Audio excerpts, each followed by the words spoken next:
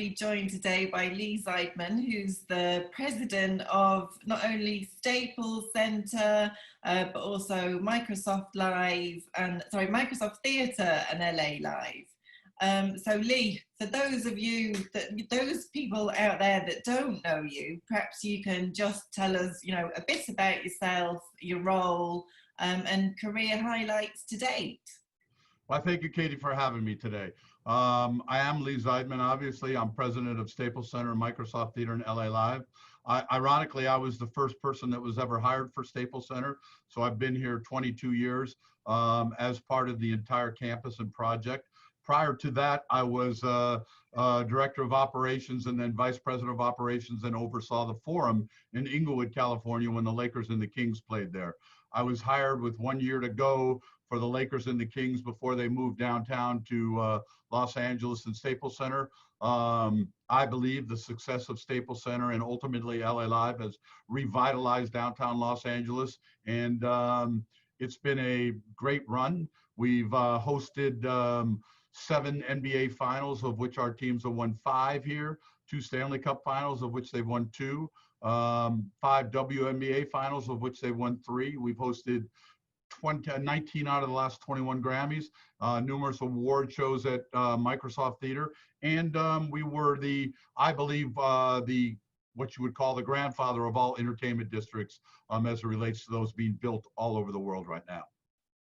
And obviously, Lee, we're in unprecedented times at the moment with the global pandemic. But, how are you preparing for hopefully the eventuality of fans, and indeed is it 7 teams that you have there? 4 teams. 4 teams returning hopefully to Staples, and then obviously Microsoft Theatre and LA Live. Well, it's a good question, because right now, we host about 250 events a year at Staples Center, including playoffs. We do about 120 events at Microsoft Theater. And then throughout the entire campus, there's probably annually 600 events here. But it's been challenging. In the very beginning, nobody thought that this would go as long as it has gone. To date, we've gone 133 days without hosting an event here at LA Live, Staples Center, and Microsoft Theater, which is unprecedented in my 22 years here. That said, we have put together numerous plans. We have been on numerous task forces, just trying to understand what the future looks like in the state of California and in the county of Los Angeles. Unfortunately, we've seen a spike.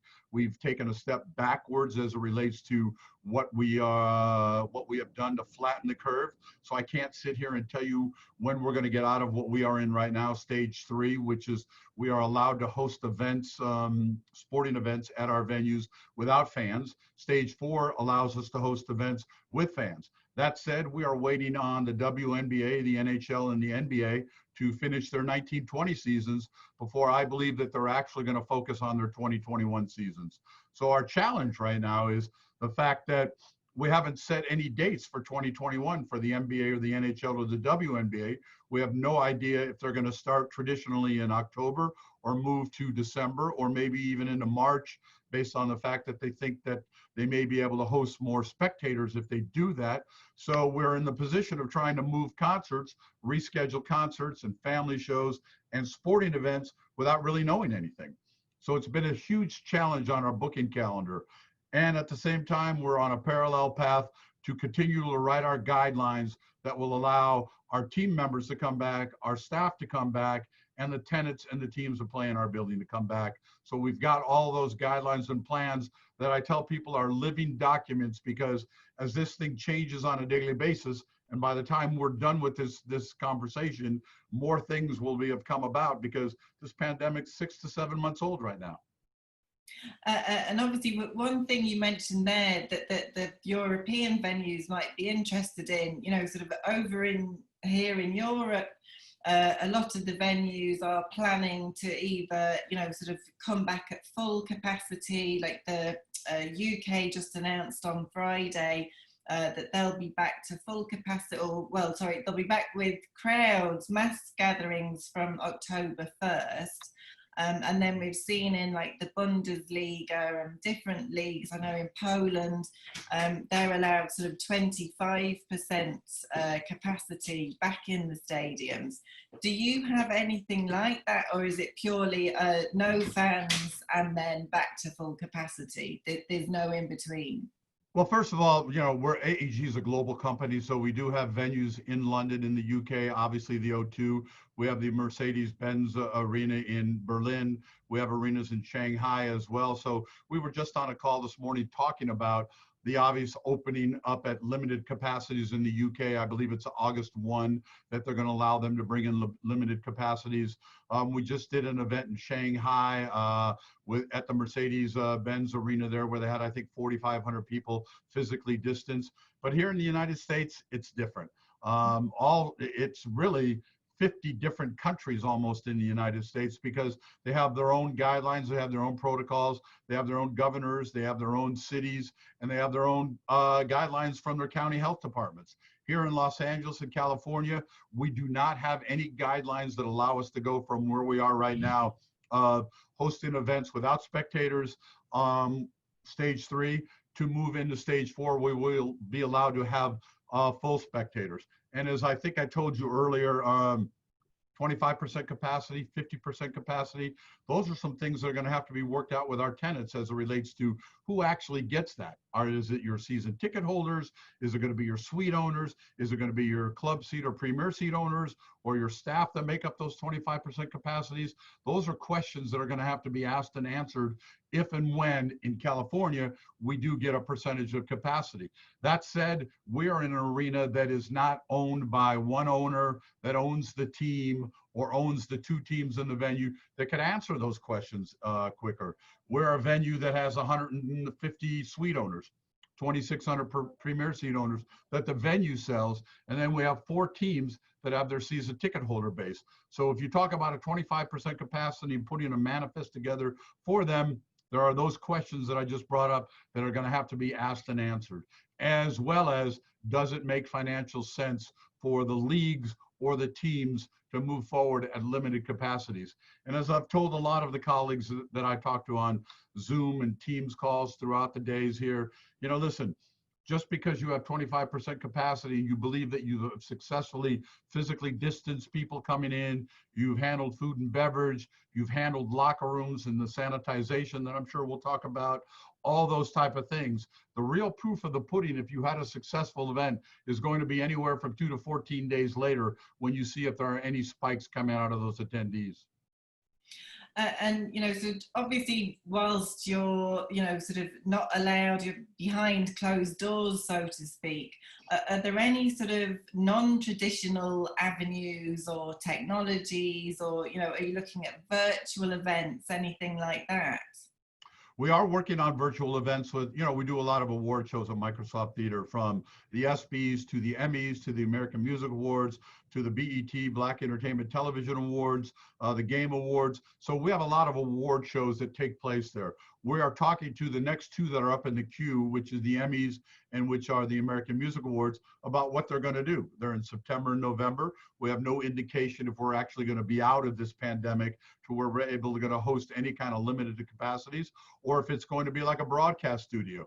That said, we're also in talks with the Grammys right now. They're in January at Staples Center. We have no indication where we're going to be in January of 2021. I will tell you, from venue standpoint, we have gone from A to Z, top to bottom in our venues. And our philosophy has been, let's take a look at everything in our venue to be able to be prepared. So we put together an A to list guideline, and we hope to have our A to list guideline married up with the county health in the state of California A to Z list guideline, and then marry that up with the state. And marry that up with our leagues and our teams, the NHL, the NBA, WNBA, and to have that document ready to go when we can do something more virtual. That said, we're all working on location shoots. We're working on commercial shoots here at Staples Center. We are working with Premier Boxing Champions and Fox Broadcasting Networks to host boxing events at Microsoft Theater without fans. So we're looking at everything and anything that could bring people back, keep us in the forefront, and continue to work on our guidelines and protocols moving forward. And then, you know, sort of when we do finally get fans back in the stadium, obviously it's going to be a very different experience to what it was before. So, you know, how do you sort of foresee, you know, the premium experience, food and beverage, you know, how is that, and, you know, health and safety, how is that all going to evolve, you know, moving forward? Well, again, I think you have to take a look at your top to bottom audit of your venues and then come up with that A to Z list. So the first thing that we did was we took a look at everything that was touchless or contactless that we can make contactless in the venue. Everything from flush valves, from soap dispensers, from faucets to paper towel dispensers, to elevator buttons, to handrails on escalators, to stairwells and their handrails, to door handles, to all those things, to motion detectors in your offices, in your various locker rooms, things of that nature, to take out anything that not only your team members, your staff, or your tenants or the general public would have to touch. So we are in the process of doing that, probably spending 1.3 to 1.5 million to upgrade both venues to take out anything that's touchless there.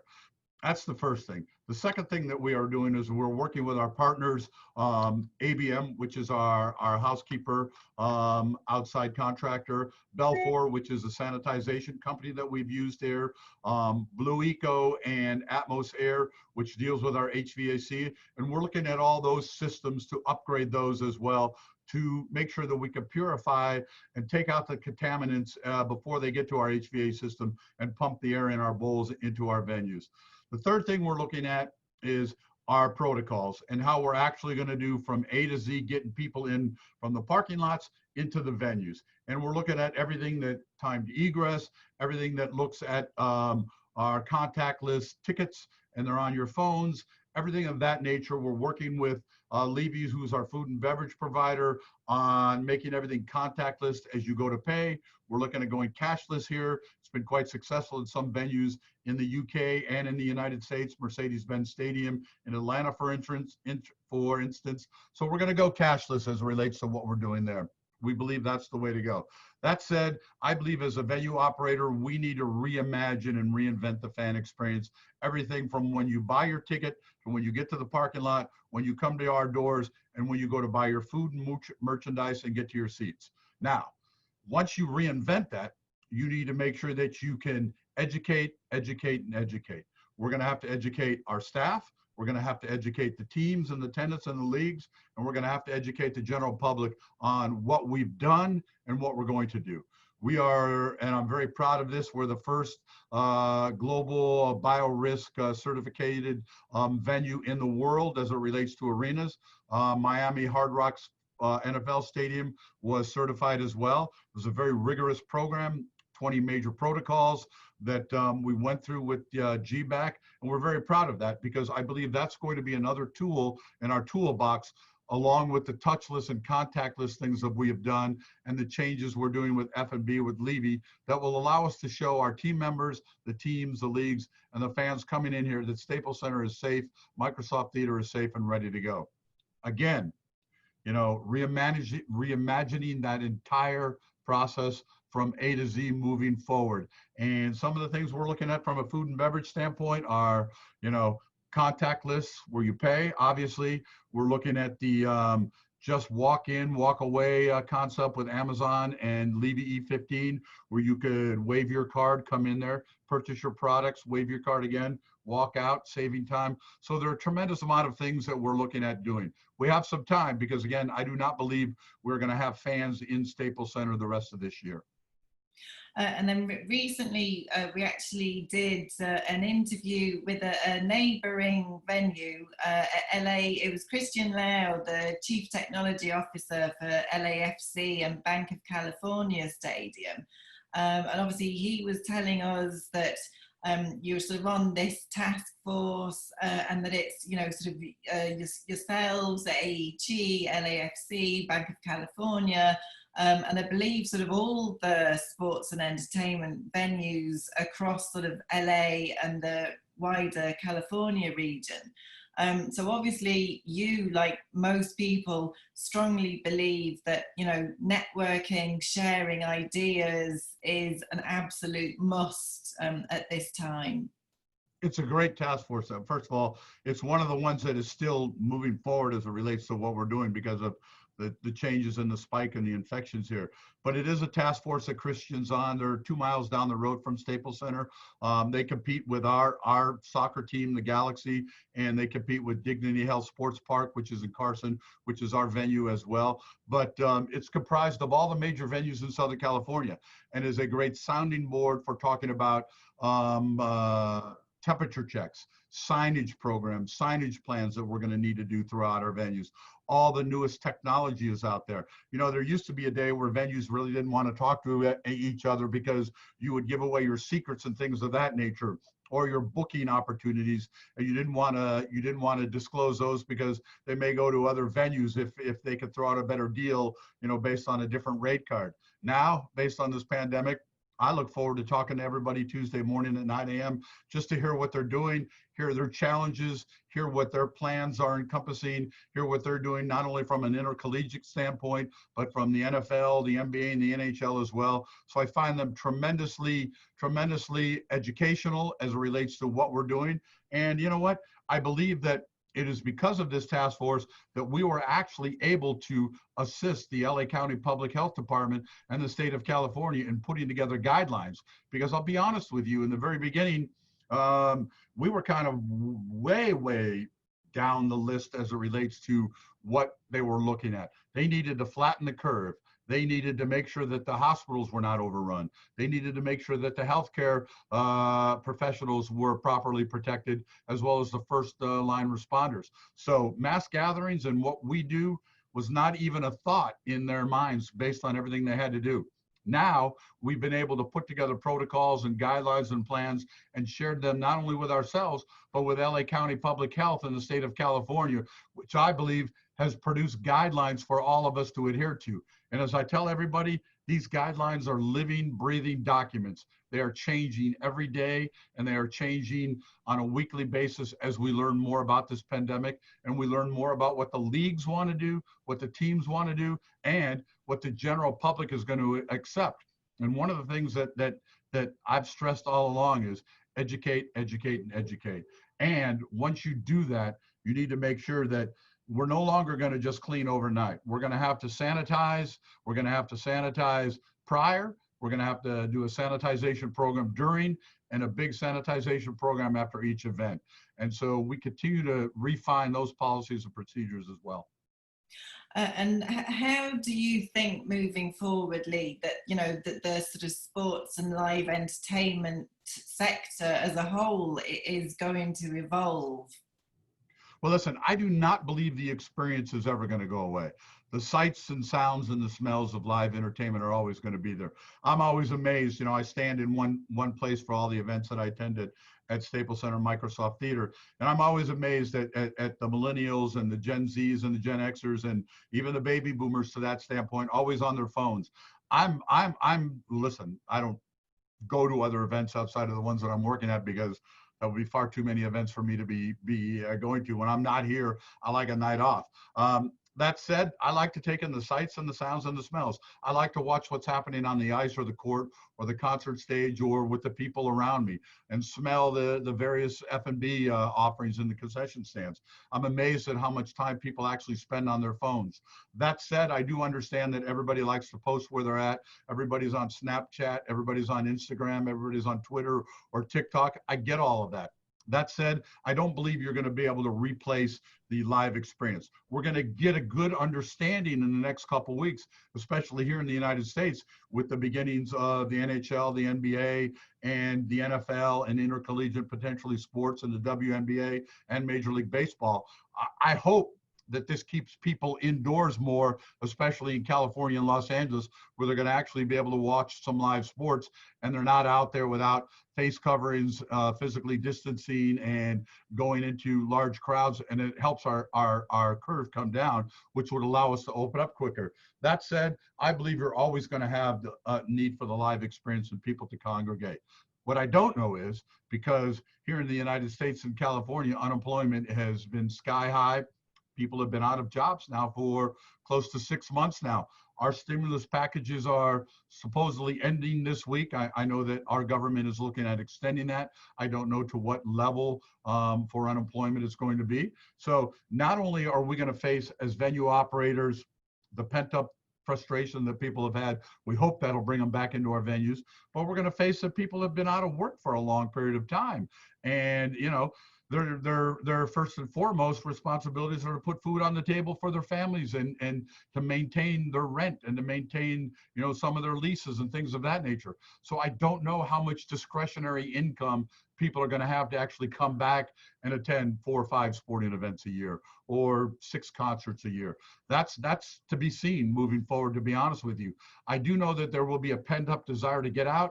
I don't know how much discretionary income, because let's be honest, you know, it is a discretionary income business we're in. You know, if you can watch 50, 60 games at home, you may think twice about spending, you know, $300 to $450 to come and bring your family of 4 to an event in the United States moving forward. So that's yet to be seen. And then again, we need to make sure that we educate those people that we are safe, and that you're not going to come out here and, you know, walk yourself into a COVID infested environment. That's it. And sort of as a final thought, Lee, what would you say, you know, has been your either key learning or, you know, key takeaway that you'll take from this whole experience moving forward? I think there's a few, and I think first and foremost, I'm a guy who's worked a lot of 100-hour work weeks in my career, a lot of 16-hour days. I would come in early. I'd work out at a gym at Staples Center, and I would be there till either the end of an event or I'd leave halfway through an event. So those are 14, 15-hour days, you know, and there are no weekends or holidays in our business, as you know.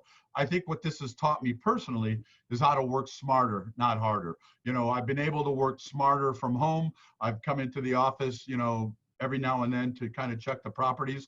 I will tell you, I haven't shaved in 133 days. I haven't worn a suit in 133 days. I haven't worn a tie in 133 days. And I haven't worn a button-down shirt or long pants in 133 days. I could get used to that to a certain extent. That said, I do know that we just can't take for granted anymore that we're going to open our doors and people are going to come. It's going to be a tough, long road for at least the venues in the United States, in my opinion. Maybe a little easier because you've flattened the curve a little bit more in the UK and in Europe. But here in the United States, it's going to be tough. It's going to be a long road ahead of us to try to make sure that we can gain the trust, not only from the fans, but our staff as well. We're going to have to educate, you know, at Staples Center, it's 1,700 part-time event employees that operate an event here. Microsoft Theater, it's upwards of 300 to 500 people. We're going to have to educate them. We're going to have to show them that it's safe for them to come back in. We're going to give them the proper PPE as it relates to personal protective, equipment. So we're going to have to educate. And I can't harp on that more, and make sure that our fans are educated, because they're going to be our frontline responders who are going to take the questions from people coming to our doors or coming to our parking structures. So I think that you can't take for granted that once you open up the doors that there's this pent-up frustration and they've missed the events and they're going to come right back.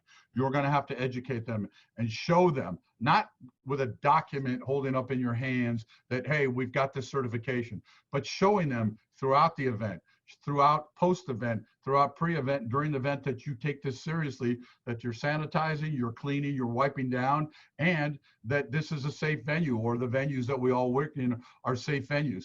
And I can't stress enough and the importance to have a third-party vendor come in and accreditate you, like GBAC did for us. I can't stress the importance enough of having those guidelines and having those protocols, those A to Z things that you've married up with the teams that play in your venues, or the performers or the promoters that play in your venues. I can't stress enough working with your county health departments, with your states, or with your jurisdictions in the UK or anywhere else with Europe.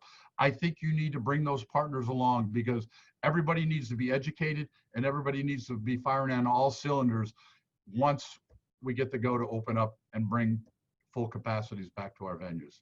Educate, educate, educate. Thank you, Lee. That was absolutely fantastic. We're going to look forward to following, both yours and Staples and LA Live and Microsoft Theatre's evolution and development throughout all of this. And it's interesting times ahead, but I think you're quite right. Everyone needs to come together, share ideas. There can be, competition out of the window for now. It just needs to be a communal effort. Listen, if I could say one last thing, I really can't stress the importance of being prepared. Regardless if you think you're going to get 20% capacity, zero capacity, 50%, or 100%. It's very important for us in this industry to continually look at the technology, continually work with our vendors and our partners, and to continually work with each other in order to make sure our venues are safe again. The last thing that we want to do is be in a situation where somebody goes to LAFC or the Rose Bowl or Dodger Stadium or the Honda Center or the Forum or new SoFi Stadium where the Rams and Chargers in the NFL are going to open up, and people start comparing each other and saying this venue is more sanitized or has more protocols than other. I think it's important for us to continue to share these ideas, continue to share plans.